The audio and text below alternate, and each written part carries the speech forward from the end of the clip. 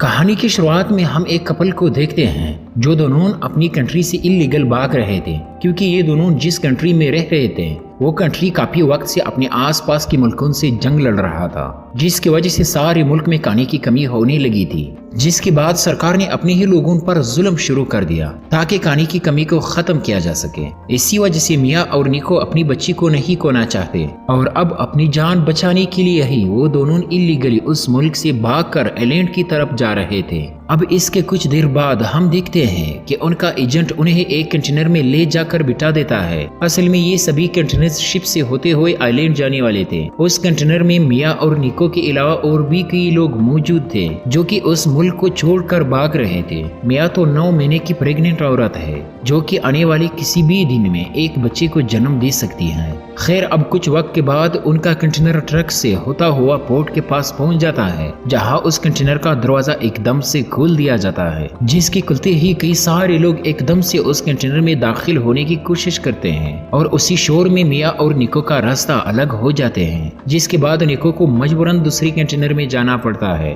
अब इसके बाद मियाँ बहुत डर जाती है और उस कंटेनर के बंद होने के तुरंत बाद वो निको को कॉल करती है, जहाँ निको उसे हौसला देता है कि वो हिम्मत ना हारे, क्योंकि एक बार शिप पर पहुंचते ही वो उसके पास चला आएगा।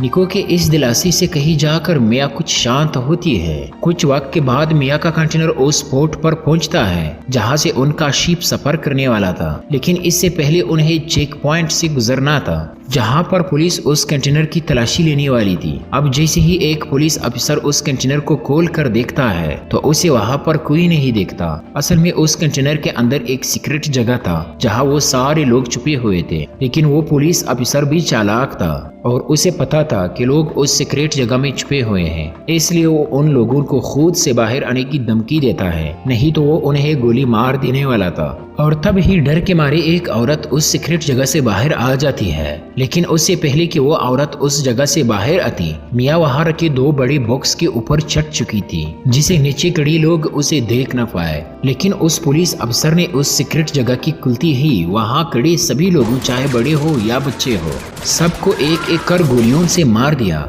जिसके बाद उन पुलिस वालों ने एक एक करके उन सभी लोगों की लाश उस कंटेनर से निकाल कर बाहर फेंक दी, लेकिन मियाँ अब भी उस बॉक्स के ऊपर सेव थी।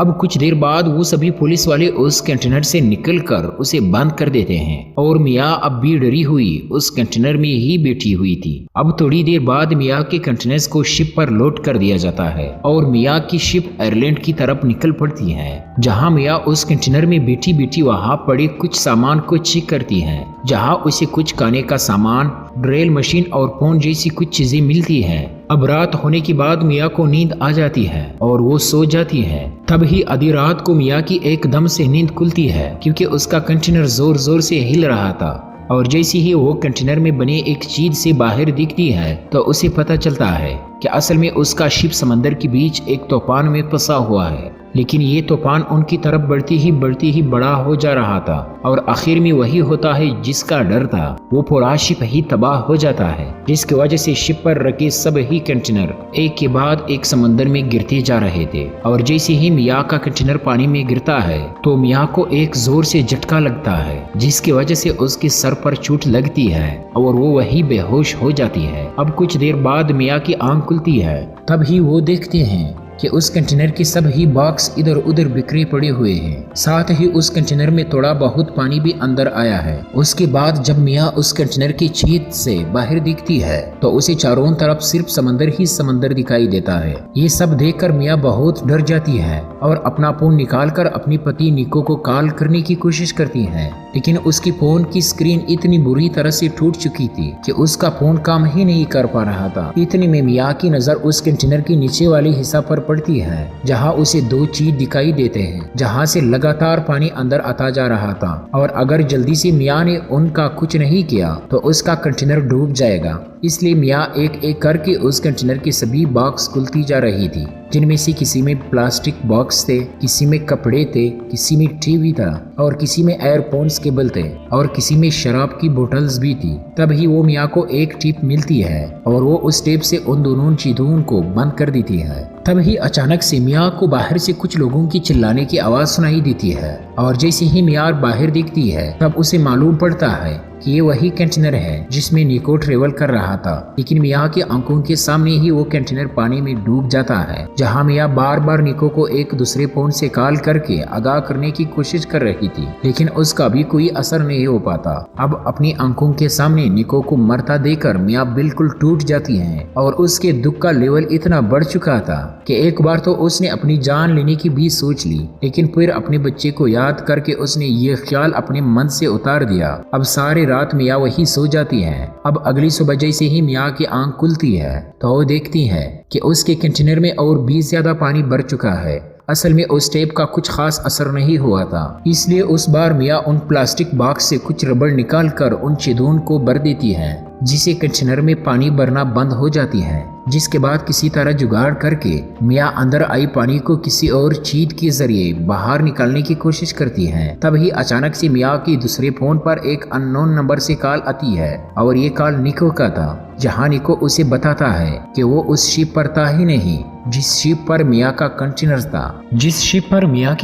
था, और तब मियाँ की जान में जान आती है। इसके बाद मियाँ भी निको को बताती है कि अब वो समंदर के बीच एक कंटेनर के अंदर फंस चुकी है। इसके बाद निको मियाँ से वादा करता है कि वो उसे बचाने जरूर आएगा। इसके बाद मियाँ को पेट में दर्द होना शुरू हो जाता है, जिसका सीधा सा मतलब यही था कि मियाँ अब किसी भी वक्त अपने बच्चे को जिंदगी देने वाली थी। तभी हम देखते हैं कि समंदर में खतरनाक तूफान आना शुरू हो जाता है और उस कंटेनर के अंदर का भी माहौल बिगड़ना शुरू हो जाता है। और इसी माहौल के बीच मियाँ की बेटी नोहा पैदा होती है और मियाँ किसी तरह अकेली ही उस दर्द के साथ साथ अपनी बच्ची की भी हिफाजत करती है। खैर, इसके बाद हम अगले दिन देखते हैं कि नोहा रोना बंद ही नहीं कर रही थी, साथ ही मियाँ का खाना भी अब तकरीबन खत्म हुई ही चला था। और तब ही मियाँ को ये आइडिया आता है कि क्यों ना वो उस ड्रिल मशीन से उस कंटेनर की छत पर एक छेद बना दे ताकि वो इस कंटेनर से बाहर निकल सके। इसके बाद मियाँ उस कंटेनर में ड्रिल करना शुरू कर देती है, लेकिन आधे रास्ते में मियाँ की ड्रिल मशीन काम करना बंद कर देती है। जिसके बाद मियाँ एक छोटे चाकू से उस कंटेनर को कटने की कोशिश करती है, लेकिन इतने छोटे चाकू से इतना मोटा लोहा कटते कटते मियाँ के हाथों में छाले तक पड़ जाते हैं। लेकिन मियाँ आखिरकार उस कंटेनर को कटने में कामयाब हो जाती है और जैसे ही मियाँ उस कंटेनर से बाहर आकर खुले आसमान के नीचे पिटती है तो उसे बहुत अच्छा लगता है, क्योंकि वो कई दिनों के बाद सूरज की किरणों को महसूस कर रही थी। इसके बाद मियाँ अपनी बेटी को वहां ले आती है, जिसके बाद वो भी रोना बंद कर देती है। तभी समंदर में मियाँ को कुछ मछलियां दिखाई देती हैं, जिसके बाद मियाँ उन्हें पकड़ने की कोशिश करती है, लेकिन शुरुआत में वो एक भी मछली नहीं पकड़ पाती। उसी वक्त मियाँ को आसमान से एक जहाज जाते हुए दिखाई देता है, जिसके बाद वो टीवी की स्क्रीन तोड़कर उस जहाज की तरफ चमकाने की कोशिश कर रही थी।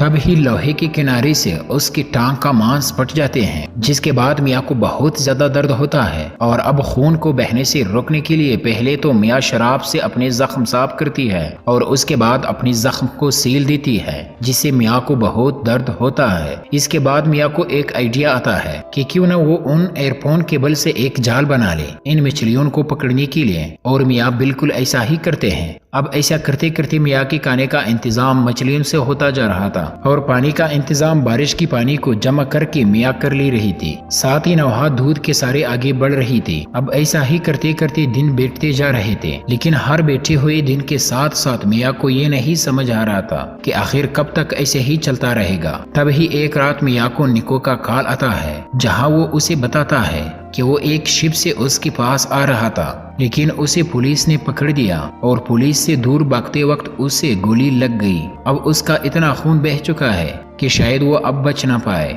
आखिर में वो मियाँ से माफी मांगता है कि वो उसे बचाने नहीं आ पाया। जाने से पहले मियाँ निको को उसकी बेटी नोहे से बात करवाती है। अब ये सुनने के बाद मियाँ बहुत टूट जाती है, क्योंकि उसे समझ में नहीं आ रहा था कि अब वो करे तो क्या करे, लेकिन मियाँ को जीना ही था, वो भी अपनी बच्ची के लिए। और सही कहे तो मियाँ अभी तक जिंदा भी सिर्फ इसीलिए थी क्योंकि वो अपनी बच्ची को सुरक्षित देखना चाहती थी। इसके बाद अगले दिन की सुबह होती है और मियाँ उन प्लास्टिक की बॉक्स से एक छोटी नाव बनाना शुरू कर देती है ताकि वो किसी भी बुरी हालात में नौहा को बचा सके। अब इस नाव को बनते बनते रात हो जाती है, जहाँ रात को अचानक से अपने आप ही उस कंटेनर में पानी भरना शुरू हो जाता है। जिसके बाद मियाँ अपना जरूरी सामान लेने उस कंटेनर में आ जाती है, जहाँ उसका पीर एकदम से उस कंटेनर कंटेनर में फंस जाता है, जिसके कुछ देर बाद वो कंटेनर भी समंदर में डूब जाता है। उधर नौहा अपनी नाव के सहरे समंदर की लहरों की वजह से उस कंटेनर से दूर हो जाती है। इधर कंटेनर में फंसी मियाँ किसी तरह खुद को चुराकर उस कंटेनर से बाहर निकलती है और वो सबसे पहले नौहा के पास जाती है, जहाँ वो देखती है कि उसकी बच्ची तो ठीक है ना। अब ऐसे ही इसी चोटी से नाव के सहारे अगले दिन की सुबह हो जाती है, लेकिन मियाँ की हालात बिगड़ती जा रही थी और इस तरह से तो वो ज्यादा वक्त तक जिंदा नहीं रहने वाली थी। तभी हम देखते हैं कि वहाँ से गुजरते कुछ मछुआरे उस चोटी से नाव को देख लेते हैं, जिसके बाद वो लोग नौहा और उसकी माँ को इस विशाल समंदर से बाहर निकलते हैं। जिसके बाद वो लोग नौहा और उसकी माँ को इस विशाल समंदर से बाहर निकालते हैं और जैसे ही मियाँ को होश आता है तो वो सबसे पहले अपनी बच्ची की खबर लेती है, जहाँ वो देखती है कि आखिरकार आइलैंड पहुंच चुकी है, क्योंकि वो मछुआरे आइलैंड के ही रहने वाले थे। और इस तरह से लगभग 1 महीने तक अपने हालात से लड़ते हुए न सिर्फ मियाँ ने खुद की जान बचाई बल्कि अपनी बेटी की भी। तो ये थी आज की कहानी। आपको ये कहानी कैसी लगी हमें कमेंट्स में जरूर बताएगा और अपनी माँ की लंबी जिंदगी के लिए दुआ जरूर करना।